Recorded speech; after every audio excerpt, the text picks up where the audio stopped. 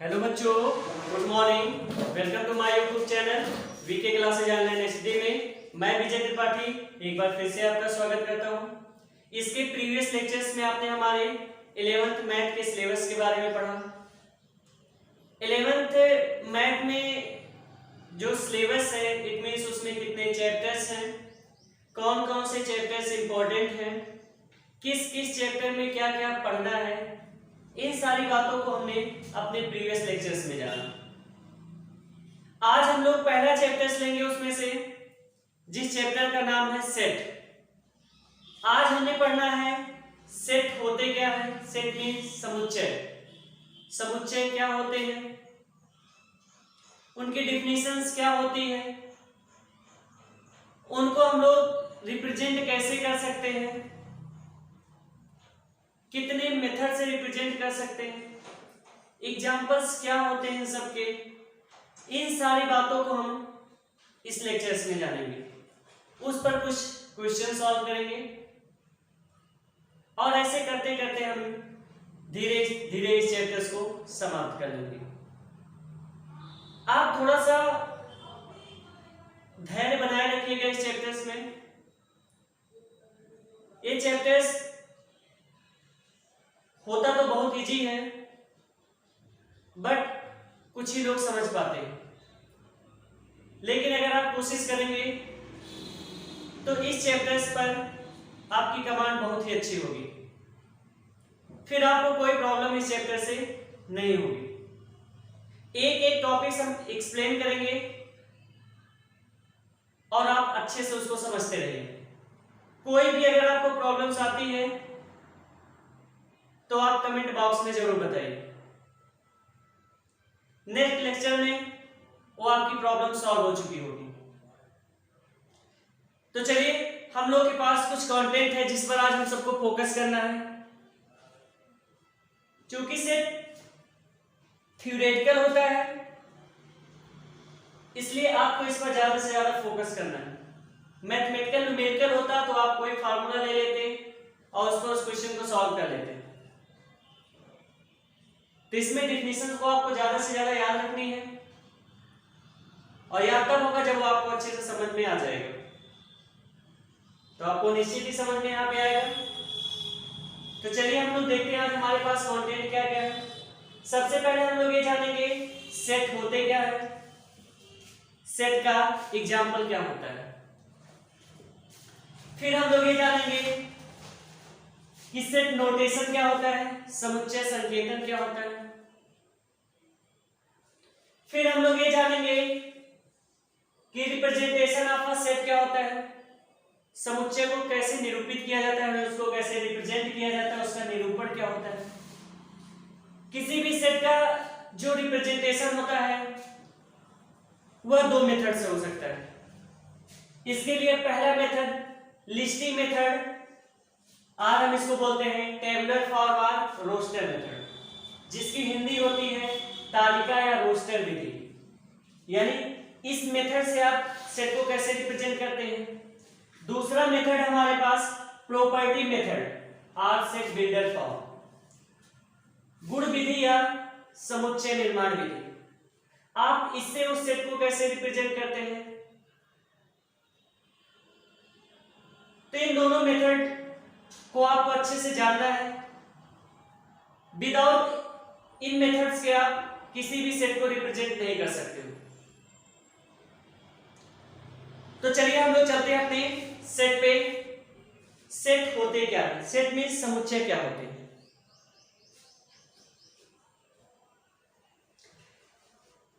A collection of well defined object is called set. A collection of well defined object is called set. well defined का मतलब होता है आप उसे अच्छे से एक्सप्लेन कर सको, सुपरिभाषित जिसकी हिंदी होती है। यानी अगर हम लोग हिंदी में बात करें तो वस्तुओं के सुपरिभाषित संग्रह को ही समुच्चय कहते हैं। वस्तुओं के सुपरिभाषित संग्रह को ही समुच्चय कहते हैं। A collection of well-defined object is known as या is called set। जैसे हम लोग बात करें कि सेट जो आपका था वर्ड, इसको किसने सबसे पहले दिया?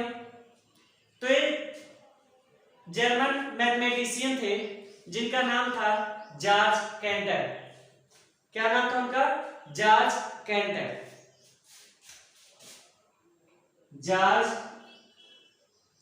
कैंटर सबसे पहले इन्होंने दिया था सेट के बारे में बताया सेट है क्या। इसके बाद धीरे धीरे करते प्रचलन में आया और हम सब इसके बारे में ज्यादा से ज्यादा जानने लगे। अगर देखा जाए तो इसका लाइफ में भी हम लोग बहुत यूज करते हैं। जैसे आपने तो डिफिनेशन दे ही दिया, बता ही दिया कि सेट क्या होते हैं, कि वस्तुओं के सुपरिभाषित संग्रह को ही सेट कहते हैं। तो अगर आपसे कोई ये पूछे, चलो ये बताओ कि सेट का एग्जांपल्स क्या हो सकता है, तो जैसे एक क्लास में बहुत ढेर सारे बच्चे बैठे हैं, तो उन सारे बच्चों का कलेक्शन सेट हो सकता है, यानी कक्षा में बैठे सभी विद्यार्थियों का सेट हो सकता है। अगर आपसे कोई ये कह दे कि क्लास में टैलेंटेड बच्चों का सेट होगा कि नहीं होगा, बनेगा कि नहीं बनेगा, तो बिल्कुल नहीं होगा सेट, क्योंकि आप एक वेल डिफाइंड उसे नहीं कर सकते हो, कंफर्म ही नहीं बता सकते हो उसमें कौन कौन से बच्चे मोस्टली टैलेंटेड हैं, बहुत ज्यादा टैलेंटेड। अगर एक क्लास या एक सेक्शंस में 30 स्टूडेंट्स हैं, तो 30 स्टूडेंट में आप किसी को एक कंफर्म नहीं बता सकते हो उसमें से कौन स्टूडेंट कितना ज्यादा टैलेंटेड है, मोस्टली टैलेंटेड नहीं बता सकते हो, क्योंकि सबके अंदर टैलेंटेड है, पता नहीं कौन कौन हो सकता है। या कह दिया जाए कक्षा के विद्वान बच्चों का समुच्चय होगा कि नहीं, कैसे होगा, कई बच्चे होंगे उसमें से विद्वान। तो कुछ ऐसे न्यूमेरिकल, कुछ ऐसे एग्जांपल्स होते हैं जिसको आप एक्सप्लेन नहीं कर सकते हो, और जिसको हम एक्सप्लेन ना कर सकते हो वह सेट नहीं हो सकता, यानी जिसे हम वेल डिफाइंड आसानी से कर ले जाए वही सेट है, और जिसको ना कर पाए वो सेट नहीं। तो ये तो था हमारे सेट के बारे में कि सेट होता क्या है, सेट का एग्जांपल्स क्या होते हैं। बहुत ढेर सारे एग्जांपल्स होते हैं, अभी हम इसमें पढ़ते रहेंगे ढेर सारे। तो ये तो था सेट के बारे में। अब सेट का नोटेशन क्या होता है, समुच्चय संकेतन क्या होता है, यानी किसी भी सेट को हम को किस नोटेशन से रिप्रेजेंट कर सकते हैं, कैसे उसे हम लोग रिप्रेजेंट करते हैं। जैसे आप जब किसी क्लास में पढ़ते हो तो क्लास को रिप्रेजेंट करने के लिए अलग अलग सेक्शंस बनाए जाते हैं कि सेक्शन ए है, ये बी है, ये सी है, ये डी है, रिप्रेजेंट करने के लिए ए के बच्चे, बी के बच्चे, सी के बच्चे। तो ऐसे सेट का भी नोटेशंस होता है, हम कैसे उसे रिप्रेजेंट करते हैं। किसी भी सेट को हम लोग अल्फाबेट के कैपिटल लेटर से रिप्रेजेंट करते हैं, अच्छे से याद रखिएगा। किसी भी सेट को अल्फाबेट के कैपिटल लेटर से रिप्रेजेंट किया जाता है, और जो सेट के एलिमेंट्स होते हैं, जो सेट के अवयव होते हैं, जो समुच्चय के अवयव होते हैं, उसको हम सब अल्फाबेट के स्मॉल लेटर से रिप्रेजेंट करते हैं। नोटेशन में कोई प्रॉब्लम नहीं होगी कि किसी भी समुच्चय को हम लोग अंग्रेजी वर्णमाला के कैपिटल लेटर से रिप्रेजेंट करते हैं, और सेट के जो एलिमेंट्स होते हैं उनको हम लोग स्मॉल लेटर से रिप्रेजेंट करते हैं। जैसे हम लोग के पास एक सेट है A is equal to A E I O U। हमने क्या देखा कि ये सेट क्या है, A, समुच्चय A है, और इसके elements A E I O U किस लेटर में है, स्मॉल लेटर में। यानी सेट को हमेशा कैपिटल लेटर से, और सेट के जो एलिमेंट है वह हमेशा स्मॉल लेटर से रिप्रेजेंट किए जाते हैं। ये आपका सेट के एग्जांपल्स हो गए। तो सेट का नोटेशन भी आपका हो गया। अब इसके बाद चलते हैं रिप्रेजेंटेशन ऑफ अ सेट, किसी सेट को हम लोग रिप्रेजेंट कैसे करते हैं, प्रस्तुतिकरण कैसे उसे हम बताते हैं, कैसे लिख सकते हैं, कैसे दिखा सकते हैं। तो किसी भी सेट का रिप्रेजेंटेशन दो मेथड से हो सकता है। जो पहला मेथड जो आपका होता है वो लिस्टिंग मेथड होता है। कौन सा मेथड होता है? लिस्टिंग मेथड होता है। और हम इसको दूसरी तरह से कहें तो टेबुलर फॉर्म और रोस्टर मेथड होता है, जिसकी हिंदी होती है तालिका या रोस्टर विधि। यानी इस मेथड से किसी सेट को कैसे रिप्रेजेंट करते हैं? बहुत इजीली है, बहुत आसानी से आप इसे रिप्रेजेंट कर सकते हैं। जैसे हमारे पास कुछ इवन नंबर्स हैं और उनका हमें एक सेट फॉर्म करना है। किस मेथड से फॉर्म करना है? रोस्टर मेथड से। चलिए चलते हैं, एक एग्जांपल्स लेते हैं इसका। हमारे पास कुछ इवन नंबर है 2, 4, 6, 8 और इसे हमें रोस्टर मेथड से रिप्रेजेंट करना है। चलिए कैसे हम इसको रिप्रेजेंट करेंगे? इससे सबसे पहले हम लोग क्या करेंगे, सेट नोटेशन में भी जस्ट पढ़ के आए हैं कि किसी भी सेट को हम लोग इंग्लिश अल्फाबेट के कैपिटल लेटर से रिप्रेजेंट करते हैं। तो हम लोग पहले क्या करेंगे, इसको सपोज दैट ए की इक्वल करेंगे। इसके बाद जो एलिमेंट्स मिले, कौन कौन से एलिमेंट? 2, 4, 6, 8, इसको एक ब्रेसेस में रख देते हैं और हर एलिमेंट के बीच में कॉमा लगा देते हैं। क्या लगा देते हैं? कॉमा लगा देते हैं। जैसे जो आप बोलते हो कि हम इसको क्या करेंगे, मछली ब्रैकेट्स में सारे एलिमेंट्स को लिख देंगे 2, 4, 6, 8 और इनके बीच में क्या लगा देंगे? कॉमा।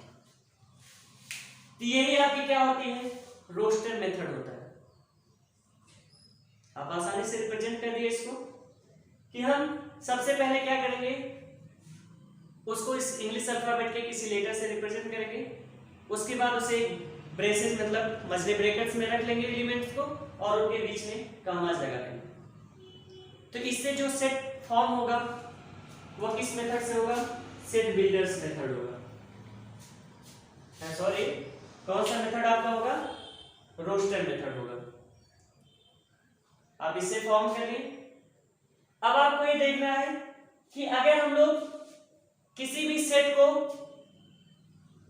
प्रॉपर्टी मेथड और सेट बिल्डर फॉर्म में ले जाए तो कैसे रिप्रेजेंट कर सकते हैं?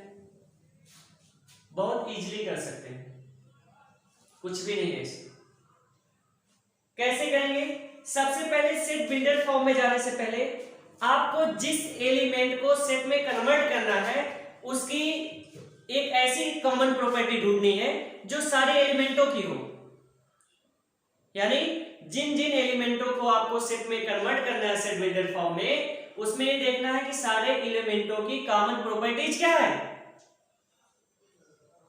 जब आपको कॉमन प्रॉपर्टीज मिल जाएगी तो आप कॉमन प्रॉपर्टीज को वहां पे शो कर देंगे।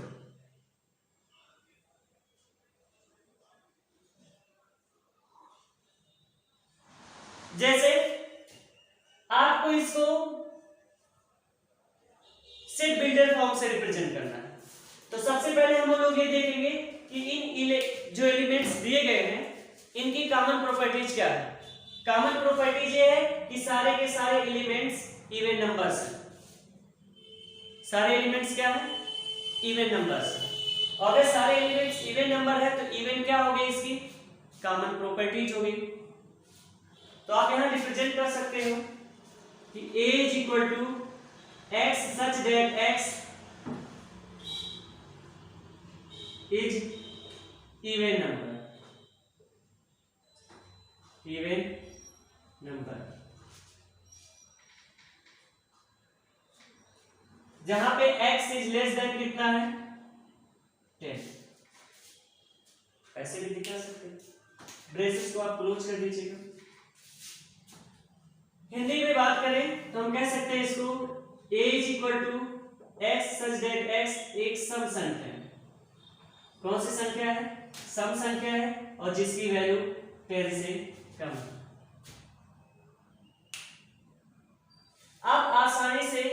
किसी भी सेट को दोनों फॉर्म में रिप्रेजेंट कर सकते हैं।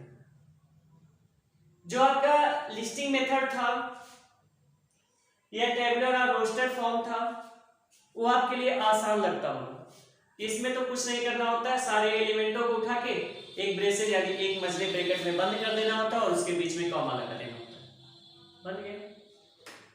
दूसरे मेथड में जब आपने देखा सेट बिल्डर मेथड में ये सोचा कि इसके लिए तो सबसे पहले हमें ये जानना होगा कि सारे एलिमेंट्स की कॉमन प्रॉपर्टी क्या है, फिर उस कॉमन प्रॉपर्टी को शो करना होगा, तब हम बता पाएंगे कि सेट बिल्डर फॉर्म में उसको हम कैसे रिप्रेजेंट करते हैं। तो यहां तक तो आपको कोई प्रॉब्लम्स नहीं होगी कि आप इसको कैसे रिप्रेजेंट कर सकते हो, यानी सेट क्या होता है, कौन सेट हो सकता है, कौन सेट नहीं हो सकता है, सेट नोटेशन क्या होता है, सेट को कैसे हम नोट यानी सेट नोटेशन को कैसे हम बता सकते हैं, किसी समुच्चय का वो संकेतन क्या हो सकता है। अगला आपने देखा कि रिप्रेजेंटेशन ऑफ अ सेट क्या होता है, किसी सेट को हम रिप्रेजेंट कैसे कर सकते हैं। आपने देखा दो मेथड से हम लोग रिप्रेजेंट कर सकते हैं, दोनों मेथड आपके पास थे। पहले मेथड में देखा कि सारे एलिमेंटों को एक ब्रेसेस में लाके बंद कर देंगे और उनके बीच में कॉमा लगा देंगे, रिप्रेजेंट हो जाएगा। सेट बिल्डर फॉर्म में देखा उनकी एक कॉमन प्रॉपर्टीज ढूंढ लेंगे और लास्ट में कॉमन प्रॉपर्टीज को शो कर देंगे, ये भी आपका हो गया। तो यहां तक तो आपको कोई प्रॉब्लम्स नहीं होनी चाहिए। अब जो हम लोग के पास अगली प्रॉपर्टीज है, जैसे हमने यहाँ पे दिखाई दिया ये क्या है, अब हम लोग को ये जानना है कि कुछ हमारे पास एग्जांपल्स हैं जो हमेशा सेट के लिए यूज्ड होते हैं, उनको हमें याद रखना है कि हम उन्हें याद कैसे रख सकते हैं। तो चलिए सबको हम बता देते हैं, अच्छे से आप लोग देखते रहिएगा। जैसे इंग्लिश अल्फाबेट के कुछ लेटर्स लिए गए हैं कैपिटल, जो किसी न किसी एक सेट को रिप्रेजेंट करते हैं। अगर आपको अच्छे से याद रहेगा तो आप बता सकते हो वो सेट को कैसे रिप्रेजेंट करते हैं। जैसे आपका कहीं यन हो कैपिटल, तो जो यन होता है एक किस सेट को रिप्रेजेंट करता है, the set of natural number.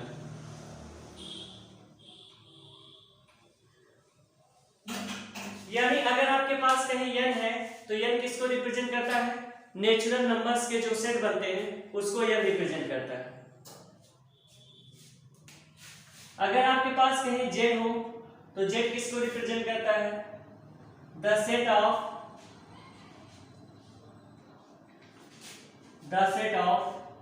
Integers. अब सबसे बड़ी देर आपको ये सोचना है कि इंटीजर्स क्या होते हैं। इंटीजर्स मतलब होता है पूर्णांक और नेचुरल नंबर मींस होता है प्राकृतिक संख्या। प्राकृतिक संख्याएं means 1 2 3 4 5 all countable number are called natural number. Integers में आपने देखा इंटीजर मतलब पूर्णांक होता है। इंटीजर्स टू टाइप्स के होते हैं, positive integers, negative integers. Positive integers मतलब धनात्मक पूर्णांक जो धनात्मक संख्याएं हों। नेगेटिव इंटीजर्स मतलब जो ऋणात्मक संख्याएं हों। तो जो जेड होता है वह द सेट ऑफ क्या होता है, इंटीजर्स होता है। या अगर हम कहना चाहें तो ऑल इंटीजर्स भी बोल सकते हैं, the set of all integers, या ओनली इंटीजर्स बोल दे तो भी कोई प्रॉब्लम्स नहीं है। अब हम जेड पॉजिटिव कहीं दिख जाए तो ये the set of positive integers का होता है।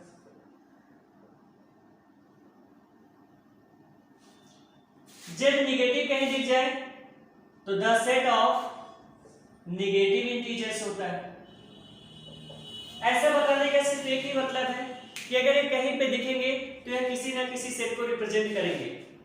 जब सेट में दिखेंगे कहीं तो कहीं ना कहीं किसी ना किसी सेट को रिप्रेजेंट करेंगे। क्यों कहीं दिख जाए आपको तो the set of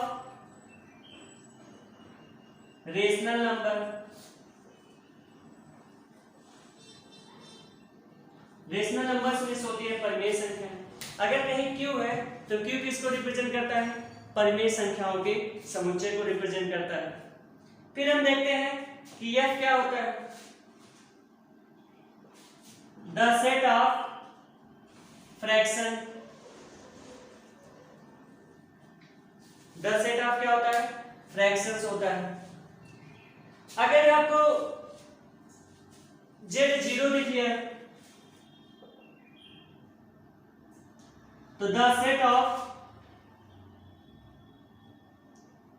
non zero integers.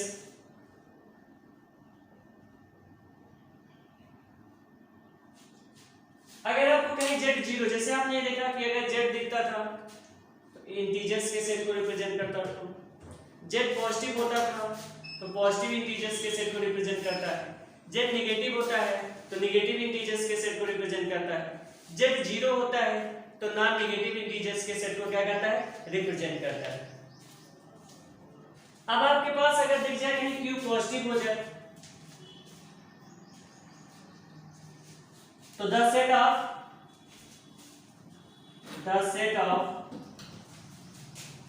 Positive rational number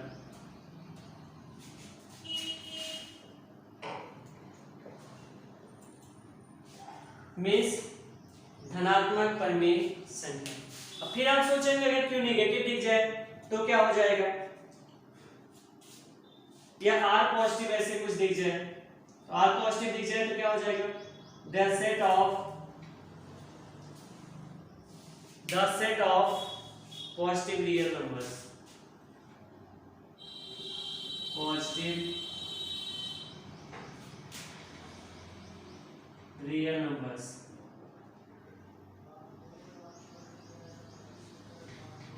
आप आसानी से एक्सप्लेन कर सकते हो कि सेट होते क्या है, सेट का नोटेशन क्या होता है, सेट का रिप्रेजेंटेशन क्या होता है।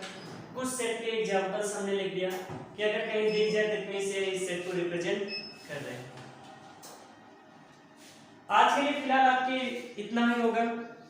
अगले लेक्चर्स में हम लोग एक्सरसाइज को सॉल्व करेंगे, तो आप जरूर देखिएगा।